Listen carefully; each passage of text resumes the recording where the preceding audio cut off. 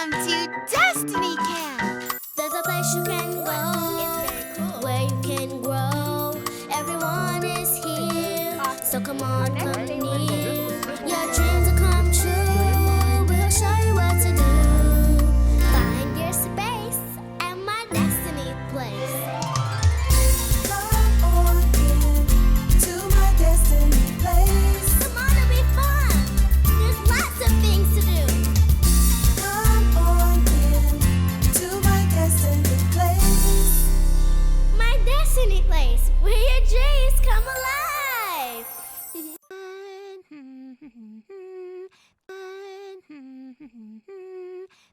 Oh, hi! Welcome to my Destiny place. I'm Tammy. I'm almost done. There! I'm finished coloring my picture. You know what's so cool about crayons? There are so many different colors. They come in all shapes and sizes.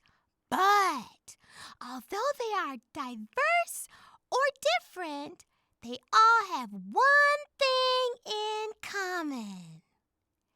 They are crayons! And they bring me so much joy! Trainer Lindsay and Trainer Leah are twin sisters, and working out with them is double fun. Let's get moving with them at the Triads YMCA. Hello, my name is Trainer Leah and this is Trainer Lindsay, and we're here to give you your quick workout for the day. Are you ready? Trainer Lindsay, can you hear them?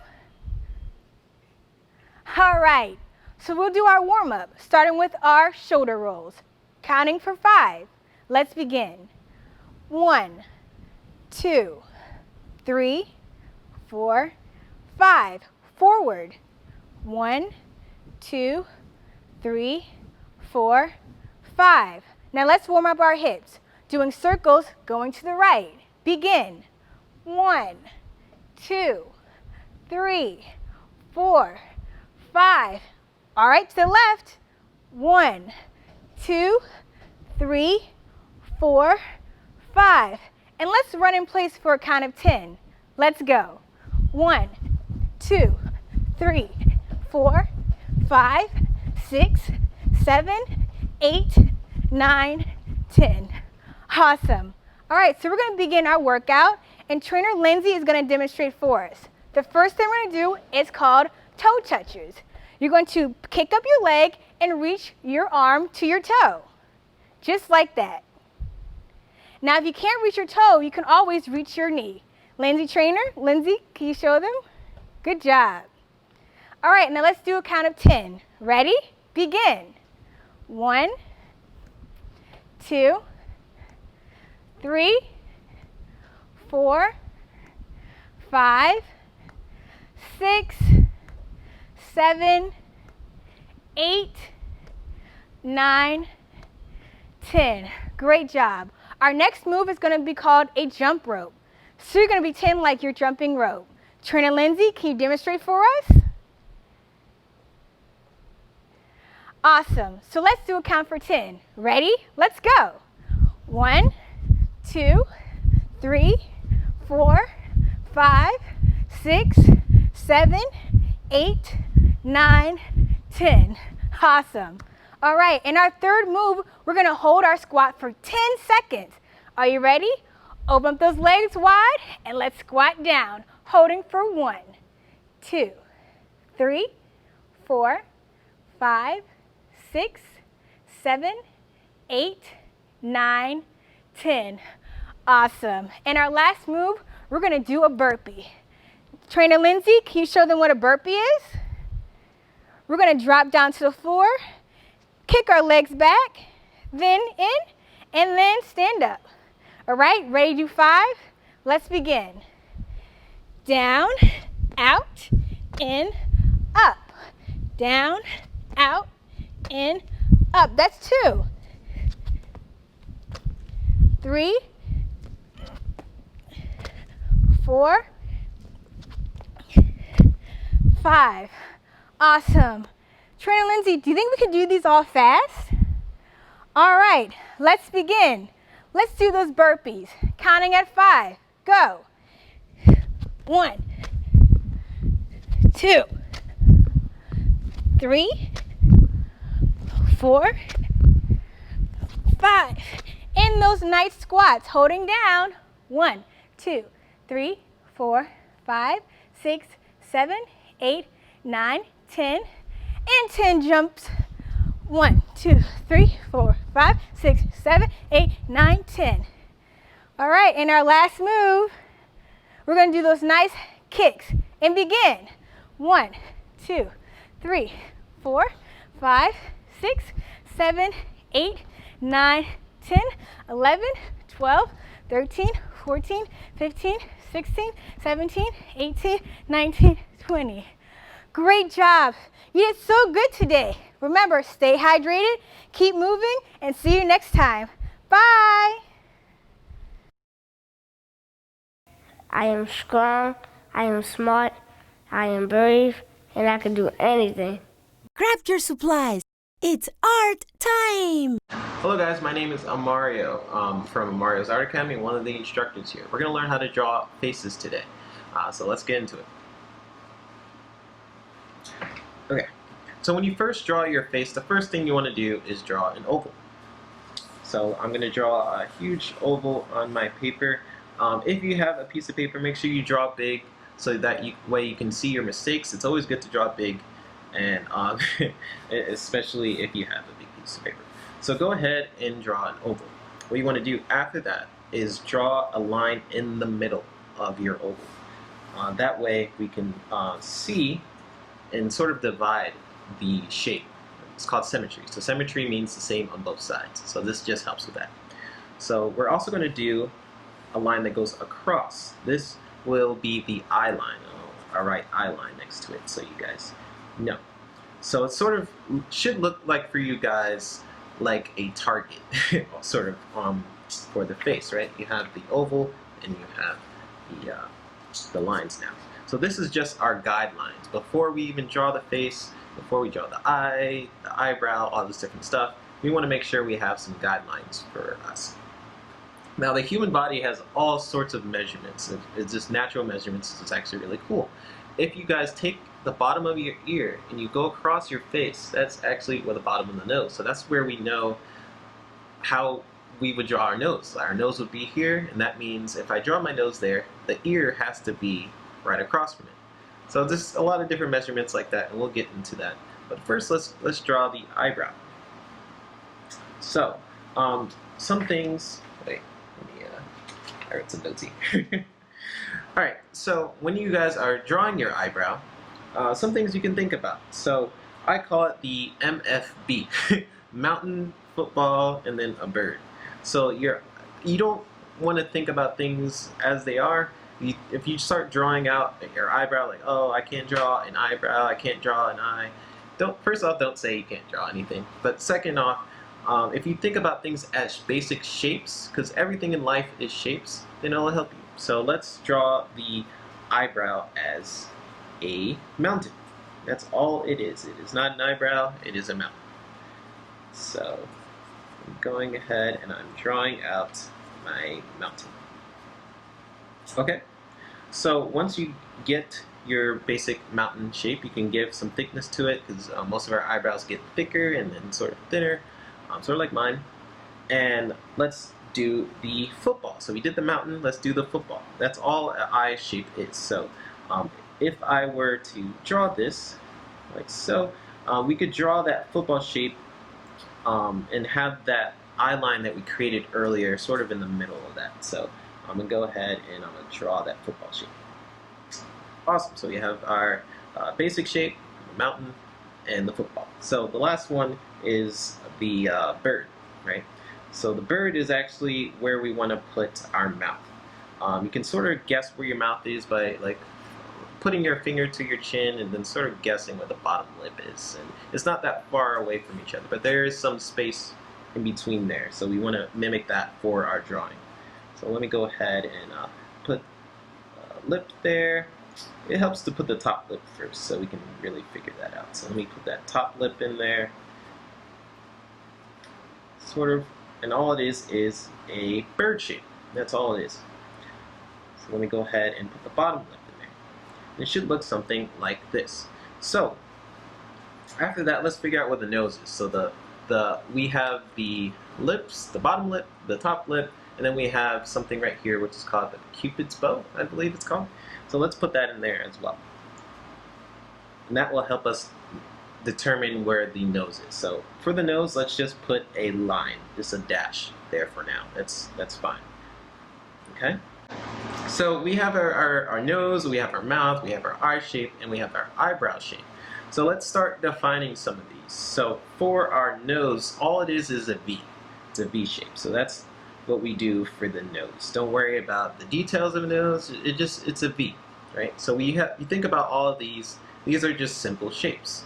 It's not an eyebrow, it's not an eye, it's not a nose, it's not a mouth, right? These are all just basic shapes, and this is how every artist, professional artist especially, starts off, because they think about things very simply, and that's the reason why they can do such complicated drawings, because they think about it in just basic shapes, perspective, and buildings.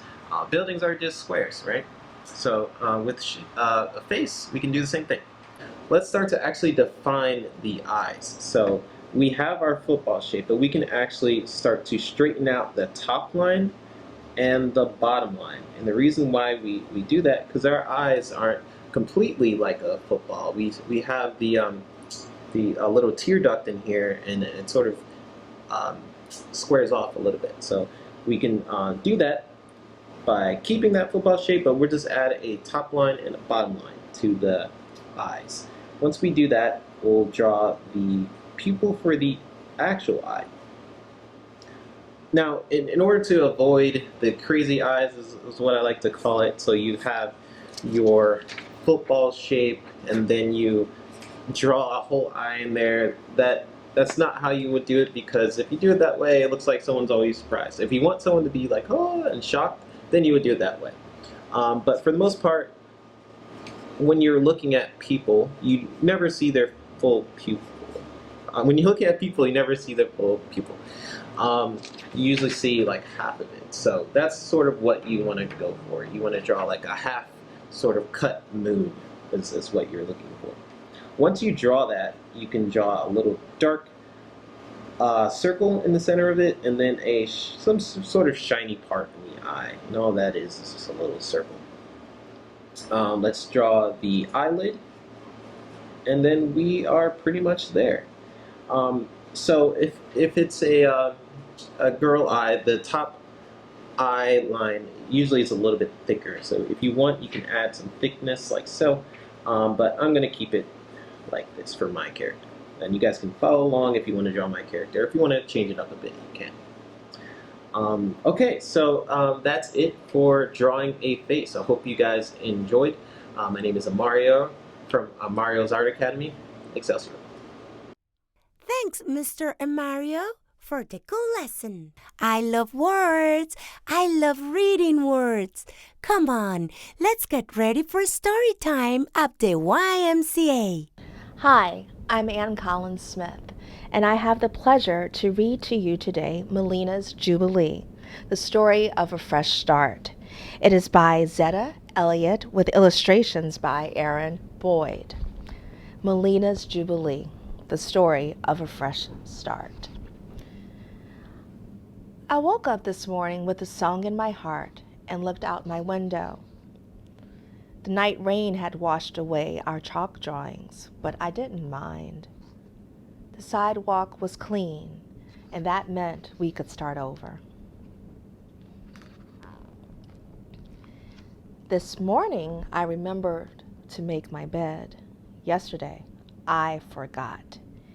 Yesterday, I also forgot to put my toys away, and when Grandma's friend came over, he tripped on one and banged into the table. That's how my mother's favorite vase got broken. It seemed like everyone was mad at me. This morning, I crept into the kitchen and slipped into my seat. Grandma winked at me. Mama set down my breakfast and kissed the top of my head. "Does this mean you aren't mad at me anymore?" I asked them. "I never let the sun go down on my anger," Grandma said. "Today's a new day, Milena," Mama added, "and that means you've got a fresh start. After work, I'm going to stop at the store to get some glue. Maybe this evening you can help me fix my vase." After breakfast, I told Grandma about the song in my heart. She put the dishes in the sink and began running the water. Steam and bubbles drifted up towards my grandmother's pretty face. "I feel that way some days," she said. "Some days I wake up feeling like I'm brand new." She chuckled. "And that's a pretty special feeling for an old lady like me." I chuckled too and told Grandma that today felt like the first page of a brand new book. "Well, what are you planning to write on that first page?" she asked me. I told her I wasn't sure. When we finished the dishes, I called my best friend Helen and told her to meet me outside. On my way out, I passed behind my older brother Miles. I thought about the time last week when he snuck up behind me and whacked me over the head with his tennis racket. Now I had a chance to pay him back. I thought about how surprised Miles would be when the heavy cushion from the sofa went whoomp upside his head. But then, I remembered that this was my fresh start day, and pounding Miles didn't seem like such a good idea. After all, he'd only hit me back, and Miles hits hard. So I left him alone, and I went outside. Helen was standing on the sidewalk. She looked upset. "What's wrong?" I asked. "The poem I wrote about the rainbow got washed away," said Helen. "So write a new poem," I suggested. Helen knelt down and started drawing a flower instead. I took a piece of chalk and wrote, "There is a song in my heart." "What's your song about?" Helen asked. "I'm not sure," I said, "but it makes me want to celebrate." Helen stopped drawing. "Celebrate what?" I looked around. "I don't know. Maybe the sun or those trees over there. We could celebrate flowers and birds. We can even celebrate being friends." Helen rolled her eyes. "Whatever you say, Milena." I hummed softly to myself. When it was time for lunch, we went outside. "Grandma's out back," Miles mumbled with his mouth full of food. Helen and I looked out the back door and saw Grandma digging in her garden. "Are you girls hungry?" she called to us. Helen and I nodded. Suddenly I had an idea. "Grandma, why don't we eat the things that are growing in your garden?" Grandma pushed back her sun hat and studied me for a minute. Then she shrugged, picked up her basket, and started telling us what to pick. We had the most delicious lunch. When we finished eating, Grandma gave us some money. Helen and I ran outside and followed the tinkling tune of the ice cream truck. Up the block, we saw Gavin and his twin brothers. Helen tugged my arm. "Hey, Mel, Gavin owes you $1, remember?" I remembered. I loaned it to him last week at the pizza shop. Gavin never gets to buy anything for himself. He always has to share with his little brothers. When we reached the truck, Helen tugged my arm again. "Tell Gavin you want your money back," she whispered. "Then we can get double swirl cones." Gavin was counting coins in the palm of his hand. He looked up and smiled at us. "Hey, Milena. Hey, Helen."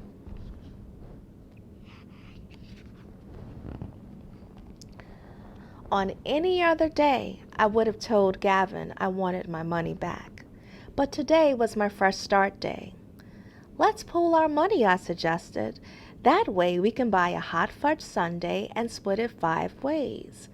5 ways, gasped Helen. The twins started jumping up and down. "Sprinkles, sprinkles," they cried. Gavin stared at the coins in his hand. "I'm not sure, Milena." "Well, I am," I said. We carried our hot fudge sundae over to the park and dug in. Then we spread out on top of the jungle gym and took turns pointing out funny shaped clouds.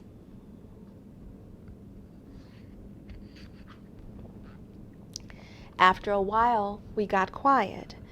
Then Gavin said, "Have you ever thought about the sun?" "Well, what about it?" I asked. "Well," said Gavin, "there's only one sun that shines on everybody in the world, no matter where you live or how you look or how much money you have." "Sunshine's free for everyone," said Helen. "I never thought of it that way," I said. We got quiet again. I closed my eyes and felt the sun beaming down on me. I began to hum, softly at first, but Gavin heard me and joined in. "Is that the song in your heart?" asked Helen. I nodded and I kept on humming. "What's it about?" asked Gavin. "Oh, lots of things," I said. "It's about waking up to a blue sky and finding out you've been forgiven. It's about free sunshine and tasty things that grow in my grandmother's garden. But mostly it's about having a chance to start all over again every single day." The end. Hi, this is Reagan with Yeah Yoga in New Orleans, and I'm going to show you alternate nostril breathing. This is something that really calms your mind and gives you an overall feeling of calm. So what we're going to do is find a spot that's comfortable. You're going to take your hand and you're going to curl your first and second finger down, okay? And then you're going to take your hand and put your thumb on your right nostril.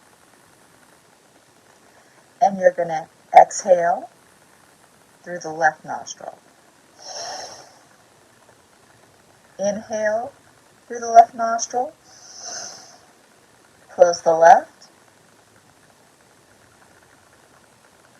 Exhale the right.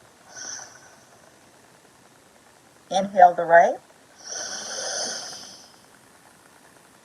Close right. Open left. Exhale the left. Inhale the left. Close left. Open right. Exhale the right. Inhale the right. Close right. Open the left. Exhale the left.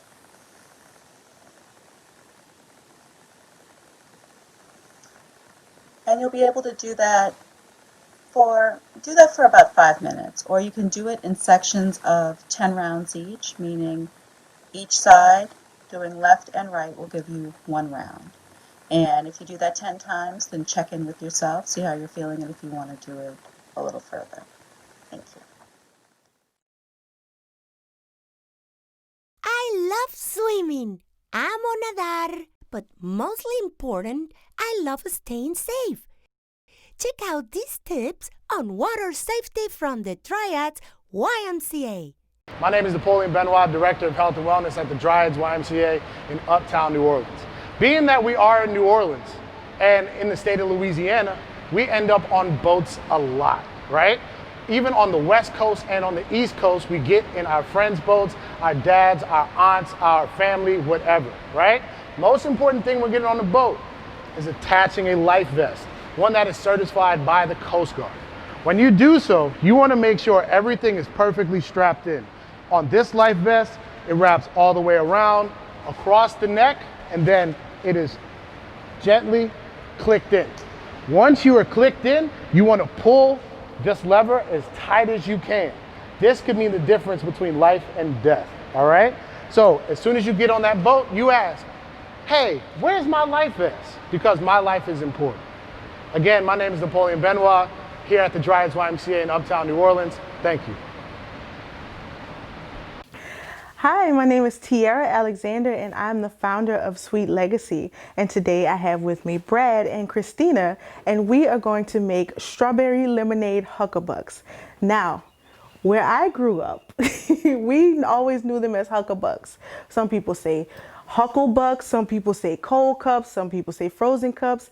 Anyway it goes, all good, all delicious. That's what we're making today. Whatever you call it, that's what we're making. So first things first, I already cut the tops off of my strawberries, and I just want to cut them down a little bit smaller because I don't want these humongous yet delicious strawberries inside of my Huckabuck. I don't want to get in the way of all that yumminess, so I want to be able to bite down into them.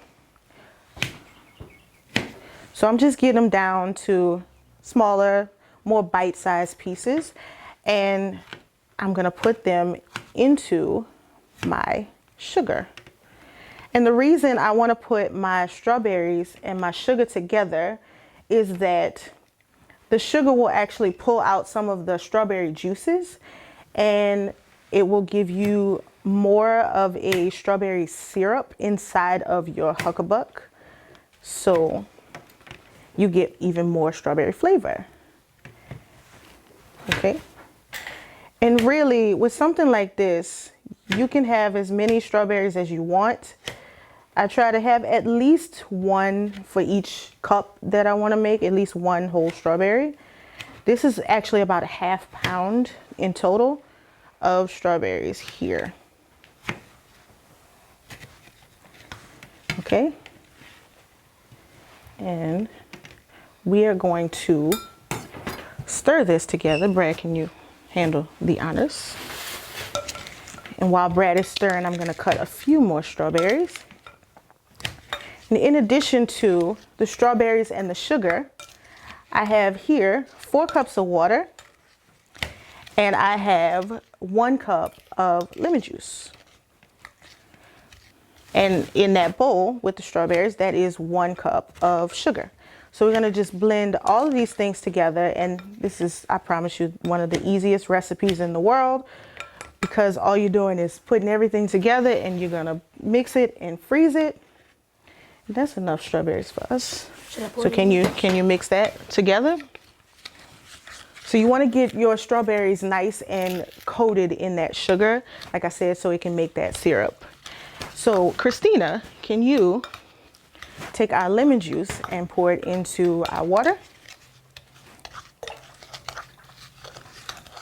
Okay, now we have lemon water, but that does not make lemonade. So Brad, can you take and pour the strawberries into the lemon water? And we're gonna stir that together. And we're gonna get it all nice and blended and get that sugar dissolved into it so we don't have big clumps of dry sugar. And once that's done, we can pour it into our cups. Okay, and while he does that, I'll get our cups ready.